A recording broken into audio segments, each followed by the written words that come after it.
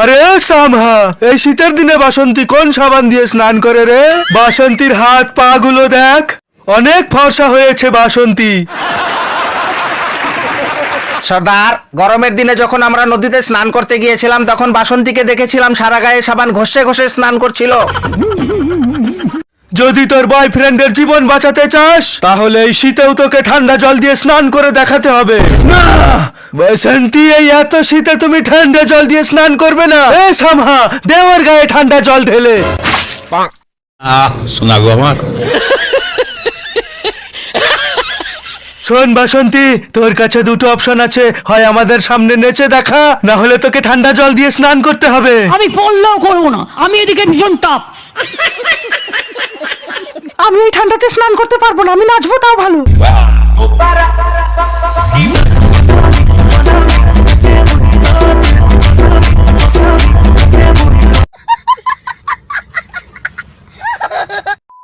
কিরে, তুই আজকেও চান করিসনি? বিগত 1 মাস হয়ে গেল তুই একদিনও চান করিসনি। এরকম করলে একটাও মেয়ে পড়বে না, সব মেয়ে তোর গায়ের গন্ধে দূরে চলে যাবে। আমার জন্য না হোক, মেয়ে পটাতে চাইলে আজকে চান কর। জীবনে আর কিচ্ছু চাইবো না তোমার কাছে, শুধু একবার স্নান। আজকে স্নান করো তুমি। ক্ষমা করো, আমি পারবো না। পারবে না?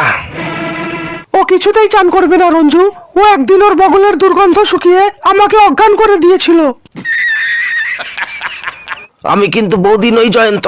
বৌদি তোমার বগলের গন্ধ সহ্য করে নিলেও আমি কিন্তু তোমার বগলের দুর্গন্ধ সহ্য করব না। আমার নাম রঞ্জুদা। আজ পর্যন্ত কারো বগলের দুর্গন্ধ শুকিনি, আজও শুকবো না। স্নান তোমাকে করতেই হবে, প্রয়োজন হলে জীবনের শেষ চান। চান করবে না? না রঞ্জুদা, বল স্নান করবি কিনা বল। দেখো জয়ন্ত, আমি তোমাকে শেষবারের মতো বলছি, স্নান করবে কিনা বলো। না, আপনি আমাকে মারতে মারতে মেরে ফেললেও চান আমি করতে পারবো না রঞ্জুদা, খুব ঠান্ডা লাগে। চান করবে না? না, ঠান্ডা। রঞ্জু, ছেড়ে দে ওকে। রঞ্জু, ছেড়ে দেবো? হ্যাঁ ছেড়ে দে। নোংরা ছেলে কোথাকার, এত করে বলছি একবার স্নান করতে পারছে না। কেন চান করছে না তোরা কেউ জানিস না, আমি জানি। আচ্ছা, জয়ন্ত যদি চান করে তাহলে আর ও হয়তো কোনোদিন বাবা ডাক শুনতে পারবে না। বাবা হতে পারবে না? কেন? জয়ন্তকে হঠাৎ একদিন পাড়ার লোকে ধরে স্নান করিয়েছিল। তারপরে জয়ন্তর টুনটুনিটা ঠান্ডায় একেবারে ছোট হয়ে গিয়েছিল। তোকে আর চান করতে হবে না রে।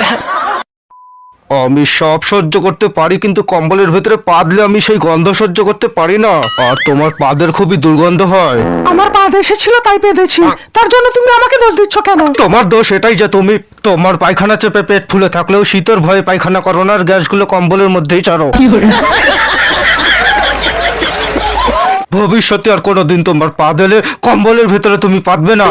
তুমি বা তোমার মা পাদলে তখন তোমাদের নাকে গন্ধ লাগে না? তোমার মা তো সারাদিন বরম বরম করে পাদ মারে। একদিন তো তোমার মা পাততে পাততে হেগেই ফেলেছিল।